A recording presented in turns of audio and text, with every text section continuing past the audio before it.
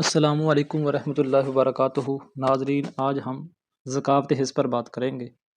بڑی شہرہ آفاق مرض کی شکل اختیار کر چکی ہے۔ آج ہم اس کا جائزہ لیتے ہیں کہ اس کے وقوع پذیر ہونے کی وجوہات کیا ہیں۔ اس مرض کا نام ذکاوت بامعنی ذکی الحس بامعنی احساسات کا بڑھ جانا ہوتا ہے۔ جیسے ہم سنتے ہیں کہ فلاں شخص یا عورت بہت حساس طبیعت ہے اور ہلکے سے رنج و الم سے اس کی آنکھوں سے آنسو کی ندیاں بہنے لگ جاتی ہیں، اور یہ اس وجہ سے ہوتا ہے کہ اس کے اعصاب پیغام رسانی میں کچھ زیادہ ہی جلد باز ہوتے ہیں۔ ذکاوت حس کے بدن میں ڈیرے بھی انہی خطوط پر استوار ہوتے ہیں۔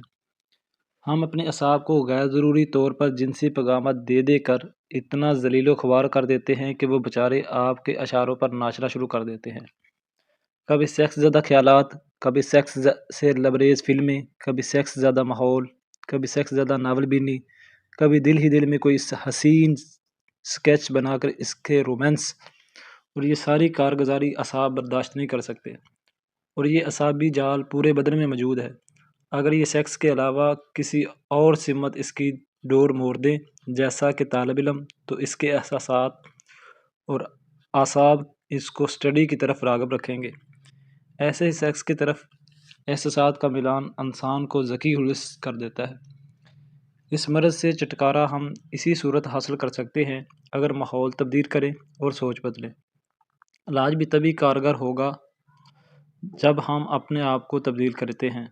تو اب آتے ہیں اس کے معالج یعنی علاج معالجہ کی طرف۔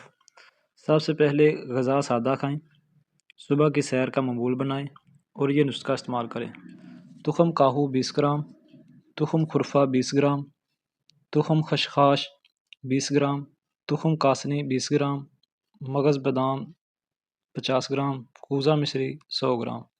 سب کو پیس لیں اور خوراک 3 وقت قبل ازائی طعام آدھا چائے والا چمچ ہمراہ نیم گرم دودھ استعمال کریں۔ 1 ہفتے کے اندر پرسکون ہونا شروع ہو جائیں گے، مگر دوا کم از کم 1 ماہ پرہیز کے ساتھ کھائیں اور انشاءاللہ آپ ٹھیک ہو جائیں گے۔ آپ کو یہ ویڈیو اچھی لگی ہوگی۔ مزید ایسی مفید ویڈیو کے لیے ہمارا چینل سبسکرائب کر لیں اور اس ویڈیو کو آگے شیئر کر دیں۔ جزاک اللہ۔